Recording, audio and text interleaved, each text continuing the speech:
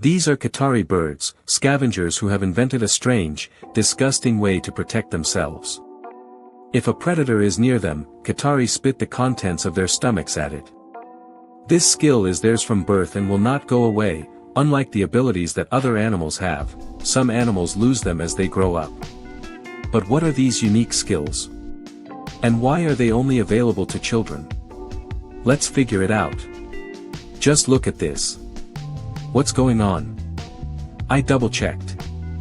These are really ducklings, and they really are climbing a vertical wall because they can.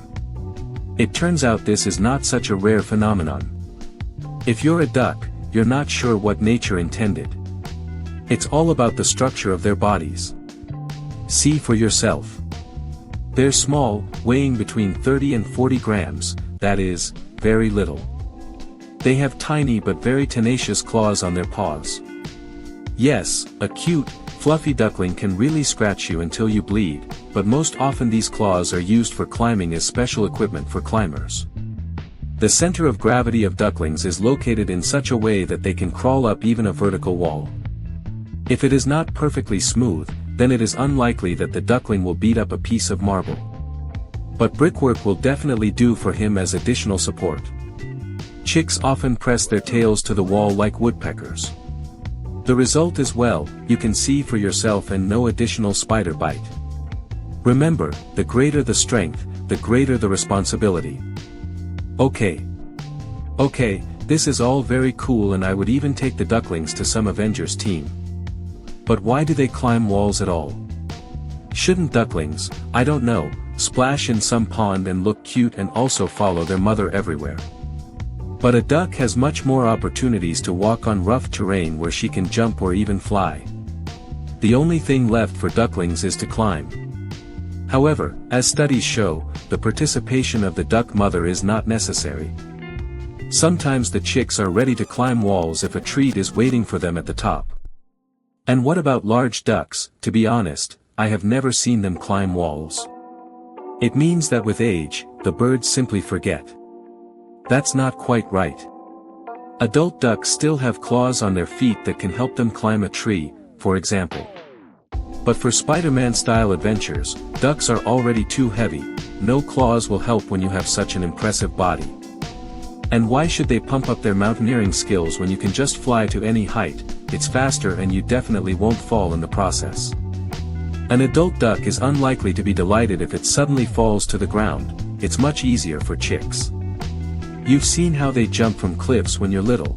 There's no need to be afraid in reality. Note, this only works with ducklings. Although, let's be honest, the consequences of falling, for example, from a bicycle in childhood and in adulthood are very different for a person.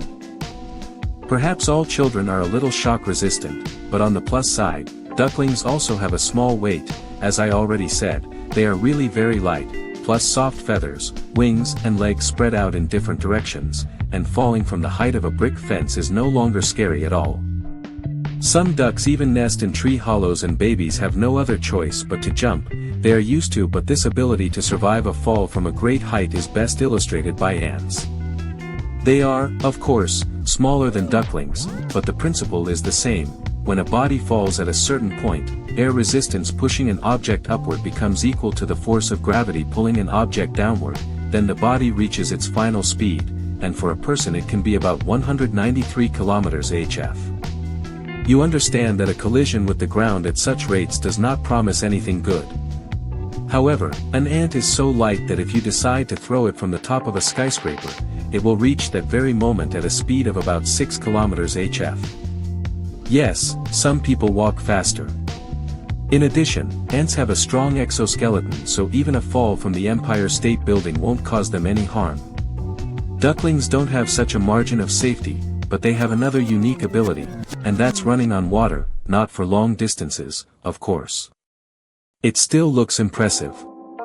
When danger arises, ducklings turn on a mode. Now the really important question, why is it that the baby duck gets some special powers? Don't you think it's a little unfair? Well, even if some adult ducks dream of conquering Everest all their lives, chicks still need the ability to climb, and this works with every baby. Any creature has a much higher risk of dying in childhood. Offspring can be protected either by parents or by some special skills. Take humans, for example. We are born so weak and helpless that we can die. We don't have mechanisms that will protect us from predators or fur that will protect us from the cold. They are not needed because other people take care of human babies, providing them with everything they need. Many baby animals also need protection.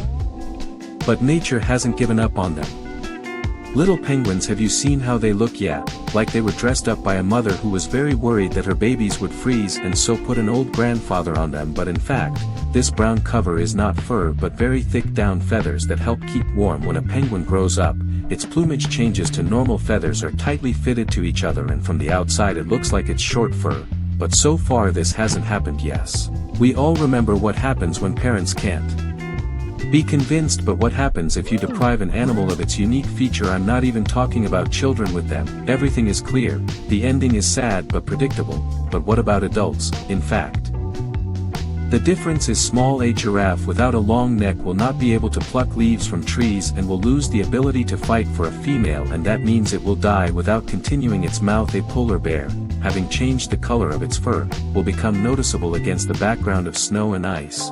That is, no hunting, no food and a quick death. A cheetah, having lost its speed, will lose the only advantage that helps him to get prey and compete with other predators. In the end, in general, you understood there are no prospects. However, for some animals, losing their features is tantamount to death. Others calmly part with them when they grow up. The chicks of the mat birds with a funny hairstyle not only have paws and wings on their forelimbs. They also have claws. Yes, something like an inheritance from a great-grandmother who lived during the time of various pterodactyls, since the chicks of the gatsy fly but swim well. At the slightest danger, they jump out of the nest into the water.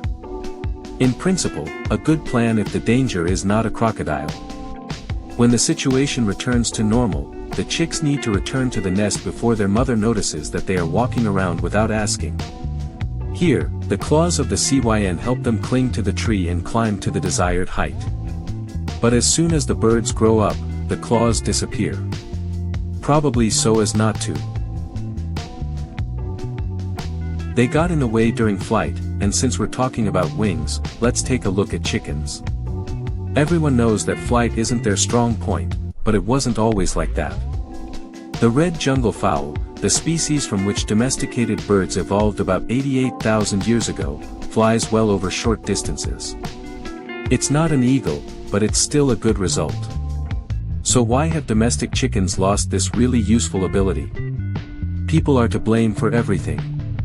We've been breeding chickens for so long that we've made their flight muscles too large and their weight too heavy. But you know, humanity had specific gastronomic goals. As a result, to lift the air, a modern domestic chicken needs larger wings, and evolution is powerless here.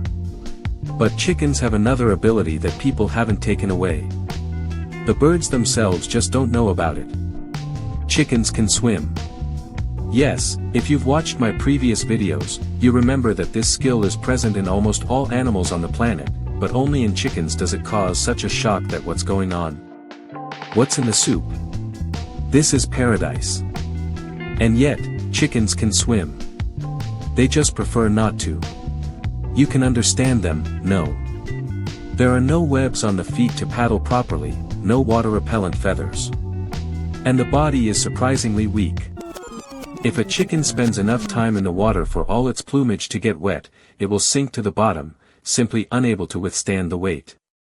Well, if this does not happen, it can get pneumonia from hypothermia and also die. Yes, friends, and these are the descendants of dinosaurs. Учиться, то может заработать воспаление легких от переохлаждения и тоже умереть. Да, друзья, и это потомки динозавров. До скорого!